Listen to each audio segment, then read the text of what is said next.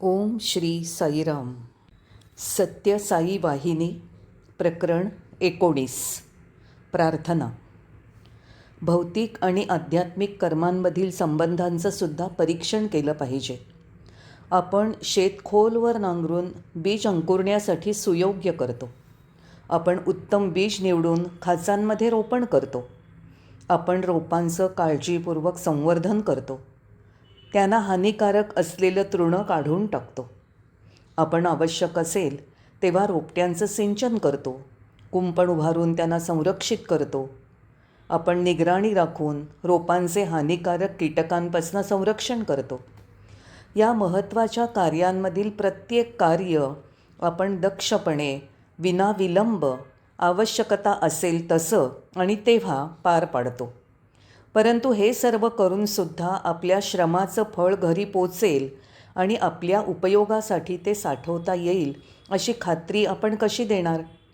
पाण्याचा पुरवठा करणारा कालवा कधीही कोरडा पडेल. आकाशातून अतिपर्जन्य वृष्टी होईल किंवा दुष्काळ पडू शकेल. हानिकारक प्राण्यांचं संपूर्ण निर्दालन करता येणार नाही. सुगीच्या वेळेसच ते पिकाचा नाश करतील. पण अशा आपत्ती समोर आल्या तरी माणसाने सर्वनाश झाल्याप्रमाणे कोसळू नये. पिकांसाठी पर्जन्यवृष्टी झाली नाही तर एखादा वर्षा निर्माण करण्यासाठी उड्डाण करून मेघांवर रसायनांचा प्रयोग करून कृत्रिम वर्षा करण्याचा प्रयास करू शकतो. पण अशी वर्षा त्याच्या स्वतःच्या शेतावरच बरसेल याची निश्चिती काय?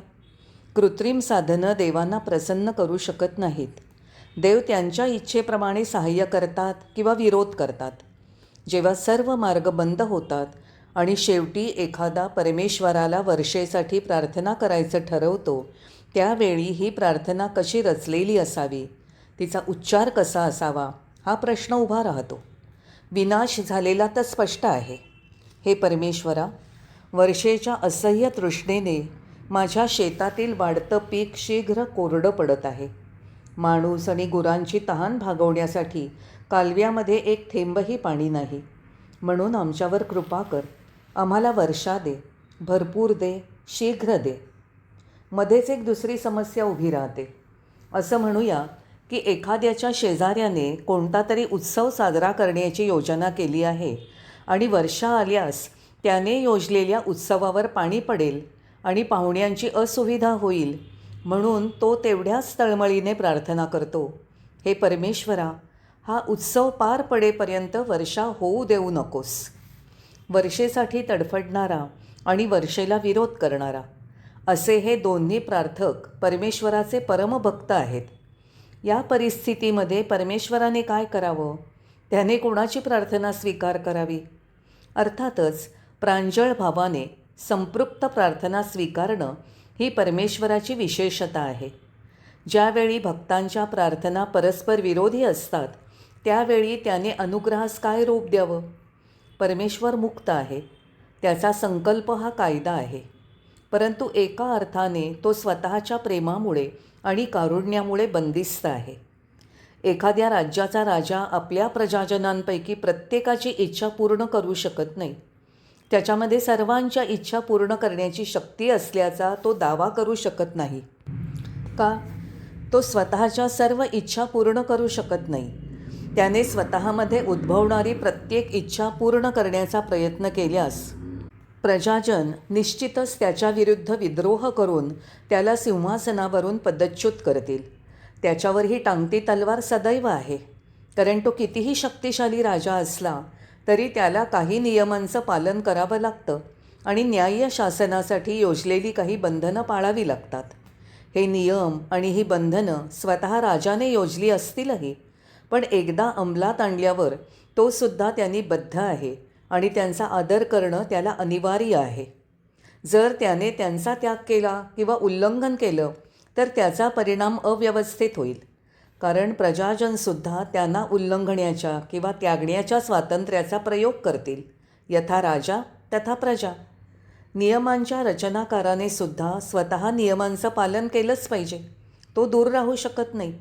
राजाने प्रजेचं कल्याण आणि सुख हाच आदर्श सदैव पुढे ठेवला पाहिजे. ते त्याच्या स्वतःच्या कल्याणासाठी आणि सुखासाठी आवश्यक आहे. दोन्ही परस्पर घनिष्ठ संबंधित आहेत. प्रजाजनांच्या उचित आणि स्तुत्य इच्छांना पूर्ण करणं हे राजाचं अनिवार्य कर्तव्य आहे. याच कारणासाठी आपलं कर्तव्य व्यवस्थित आणि सुरळीत पार पाडण्यासाठी राजाने स्वतःच संपूर्ण राज्याच्या आणि प्रजाजनांच्या कार्यात लक्ष देण्यापेक्षा हे कार्य दुय्यम अधिकाऱ्यांवर सोपवलेलं असतं.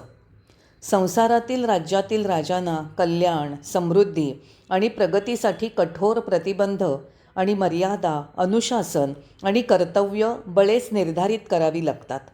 कल्पना करा की संपूर्ण ब्रह्मांडाच्या शासकाला, परमेश्वराला किती अधिक प्रमाणात हे सर्व योजावं लागत असेल. प्रकृतीच्या विविध पैलूंच्या सुरक्षित आणि सुरळीत कार्यासाठी त्याला दोषरहित नियम निर्धारित करावे लागतात. विचार करा की ते किती असंख्य आणि वैश्विक असावे लागत असतील. ते प्रकृतीमधील प्रत्येक क्रिया, अक्रिया यांना प्रभावित करतात. प्रत्येक विभागाला स्वतःचे विशेष नियम आणि बंधनं असणं आवश्यक आहेत. एक विशाल चौकटीमधील प्रत्येक विभाग कमी जास्त प्रमाणात स्वयंपूर्ण आहे. प्रत्येकाला एक मुख्याधिकारी असतो आणि कर्तव्य आणि दायित्व या बाबतीत परस्पर सहकार्य आणि समन्वय साधणारी शासनाची अंग असतात. संकटग्रस्तांनी समयोचित सहाय्यतेसाठी किंवा मार्गदर्शनासाठी केलेल्या प्रार्थनांकडे योग्य विभागानेच लक्ष द्यायचं असतं. म्हणून अज्ञानवश किंवा निष्काळजीपणे चुकीच्या विभागाच्या मुख्याधिकाऱ्याकडे आवेदन गेल्यास तो काय करू शकणार? चुकीने त्याला निर्देशिलेल्या त्या आवेदनांशी काही संबंध नाही, म्हणून तो केवळ ते बाजूला ठेवू शकतो. म्हणून विशिष्ट लाभ आणि औदार्यासाठी केलेल्या प्रार्थना उचित विभागांना संबोधित कराव्या लागतात. वर्षेचा देव वरुण आहे, म्हणून वर्षेसाठी किंवा वर्षेसंबंधित प्रार्थना वरुण देवाला संबोधित कराव्या लागतात, कारण केवळ तोच याचा अधिकारी आहे. याचप्रमाणे आरोग्य आणि ऐश्वर या क्षेत्रांचा मुख्याधिकारी सूर्यदेव आहे. सत्कर्मांना विरोध करणाऱ्या, विघ्नांचा नाश करणाऱ्या विभागाचा मुख्याधिकारी गणपती आहे. वनस्पती जीवनाची अधिकारी देवता भूदेवी आहे.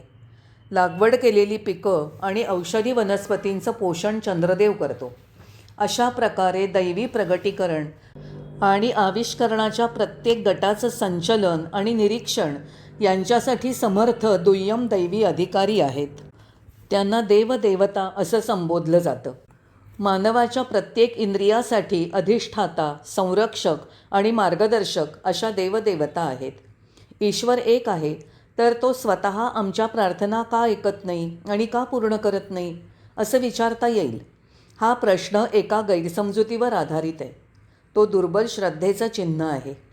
अर्थातच ईश्वर एकच आहे, परंतु ब्रह्मांडाच्या शासनामध्ये संचालित आणि नियंत्रित करावी लागणारी विभिन्न क्रियाक्षेत्र आहेत. यासाठी दुसऱ्या दुय्यम देवता आहेत. जर तुम्ही मला उद्देशून पत्र लिहिलं आणि दुसऱ्याच्या नावे पाठवलं तर ते केवळ दुसऱ्याकडे पोचेल. तुमच्या इच्छित व्यक्तीला ते पत्र सादर होऊ शकणार नाही.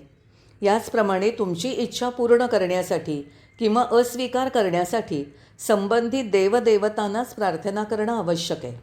तेव्हाच तो देव तुमच्या समस्येकडे लक्ष देईल आणि तिच्या समाधानासाठी शक्य असलेली कार्य प्रारंभ करेल. प्रार्थनेपूर्वी स्वतःच्या पात्रतेचा शोध घेणं आवश्यक आहे. या शोधाद्वारा आपले विचार आणि संकल्प, आशा, आकांक्षा दृढ श्रद्धेमधून उद्भवतात का याचा उलगडा होईल. ही परीक्षा घेऊन सत्य कसं शोधता येईल? सुवर्णाची पारख करण्यासाठी लोक निकषाच्या दगडावर सुवर्णाने एक रेषा काढतात आणि त्या रेषेचं परीक्षण करून सुवर्णाची पारख करतात. तुम्ही परमेश्वराने निर्धारित केलेल्या आदेशांचं निष्ठेने पालन करत आहात का, ही परीक्षा तुमच्या श्रद्धेची पारख करेल. तुमची विश्वास आणि कर्म तुमच्या श्रद्धेचं प्रगटीकरण असायला पाहिजेत. त्यांच्यात सारभूत पवित्रता हवी. ती प्रेम आणि करुणेने पूर्णतः संपृक्त हवीत, जेणेकरून ती तुमच्याकडे ईश्वरी अनुग्रह आकर्षित करतील. अशा पवित्र विश्वासांपासून आणि श्रद्धांपासून प्रस्फुटित कर्म हे वेदांतील कर्मकांडांचं लक्ष्य आहे. तो मानवी प्रगतीचा मूल स्रोत आहे. तो सुखी मानवी जीवनाचा प्राण आहे. ते असं अन्न आहे जेच केवळ मानवाची क्षुधा शांत करू शकेल. ते प्राणदायी जल आहे. हे त्याची तृष्णा शमवू शकेल.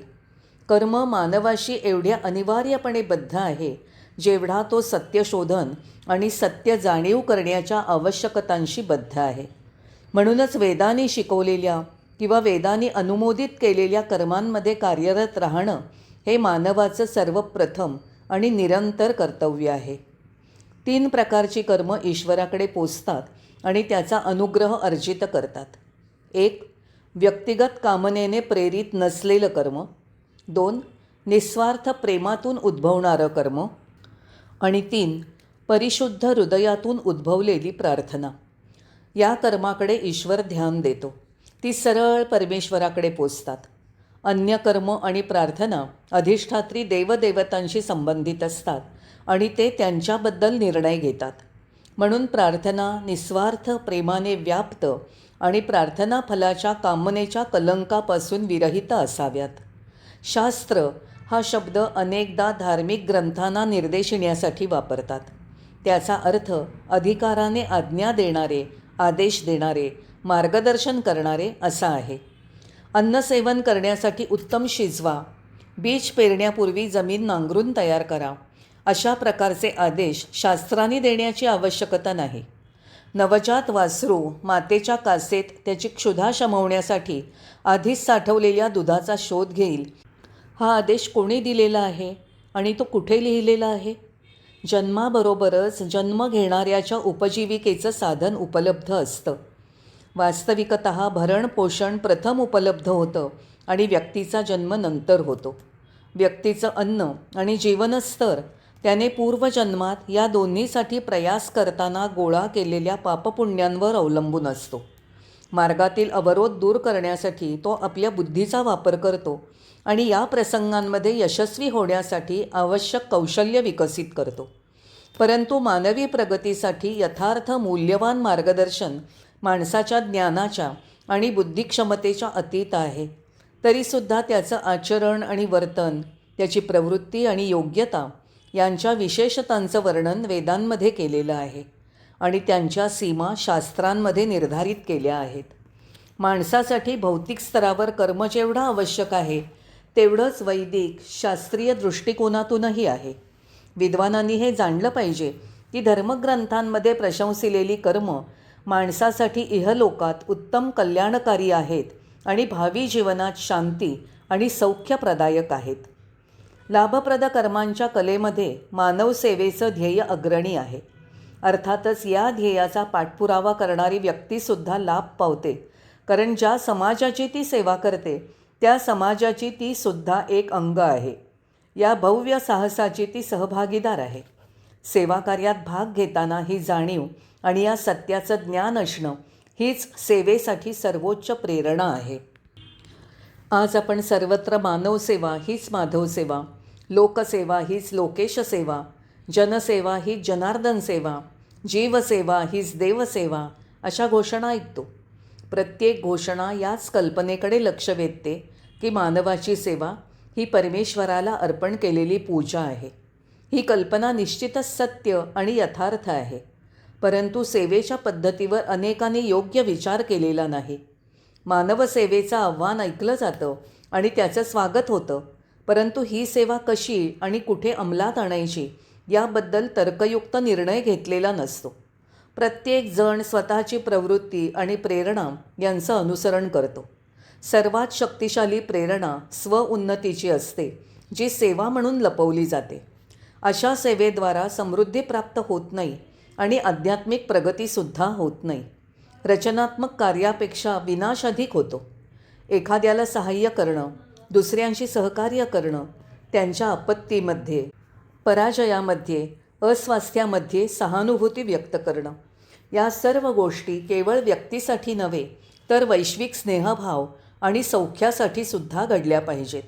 सेवेच्या प्रेरणांचं संघटन आणि योग्य दिशेने प्रणालीबद्धकरण हे आपले पूर्वज असलेल्या ऋषींनी निर्धारित केल्याप्रमाणे युगांपासून घडत आलेलं आहे. पूर्वजांचा विश्वास होता की व्यक्तीने केलेलं धर्मपालन विश्वकल्याणात सहाय्यप्रद आहे आणि ते सेवा म्हणून गणलं जाऊ शकतं. गजराजाच्या विशाल वर्तुळाकृती जड पाऊलखुणा अनेक पशूंच्या पाऊलखुणा समाविष्ट करू शकतात किंवा पुसूनसुद्धा टाकू शकतात. याचप्रमाणे धर्माच्या चिन्हांमध्ये समाजसेवा आणि मानवता सेवा समाविष्ट आहे, हा ऋषींचा विश्वास होता. उच्च लक्ष धर्माने प्रेरित असतात. पूर्वजांनी त्यांच्या मातांच्या दुधांबरोबर ही लक्ष शोषिली, म्हणून त्यांचं धर्माचरण शुद्ध, स्तुत्य आणि सर्वोच्च कल्याणकारक होतं. त्या प्राचीन काळामध्ये भुकेलेल्यांना अन्नदान, निराश्रितांना घरं बांधणं, मंदिरांची उभारणी, तलाव आणि विहिरी खणणं ही कर्म माणसासाठी सुखसाधक आहेत, ही मान्यता होती. अशा आदर्शांचा प्रसार करणाऱ्या सत्कर्मी लोकांना शोधलं जायचं. त्यांना गोळा करून त्यांचं पोषण आणि त्यांच्यासाठी तरतूद केली जायची. त्यांच्यासाठी संपूर्ण गावं निर्धारित केली जायची आणि त्यांच्या निर्वाहासाठी सुपीक जमीन त्यांना वाटल्या जायच्या. अशा अग्रणी महापुरुषांच्या आणि मार्गदर्शकांच्या कीर्तीचा शीतल सुखद चंद्रप्रकाश आज देखील शाबूत आहे आणि मानवतेच्या सेवेमधील प्रेम, करुणा आणि सुज्ञान यांचे अढळ आदर्श प्रदान करत आहेत. जय साईराम.